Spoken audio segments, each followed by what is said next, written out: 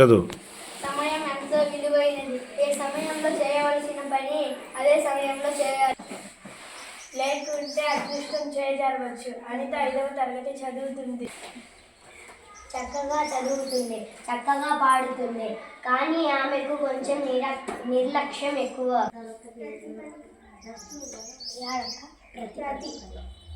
ప్రతి పని వాయిదా వేస్తుంది. అలా చేయవద్దని వాళ్ళ అమ్మ ఎన్నిసార్లు చెప్పినా మారలేదు.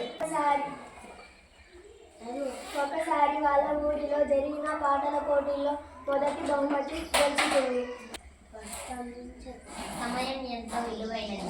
ఏ సమయంలో చేయవలసిన పని అదే సమయంలో చేయాలి, లేకుంటే అదృష్టం చేయజారవచ్చు.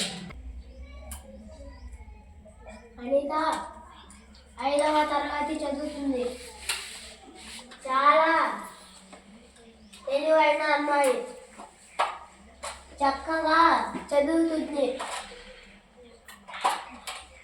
చక్కగా పాడుతుంది, కానీ ఆమెకు కొంచెం నిర్లక్ష్యం ఎక్కువ. ప్రతి పని వాయిదా వేస్తుంది. అలా చేయవద్దని వాళ్ళ అమ్మ ఎన్నిసార్లు చెప్పినా మారలేదు.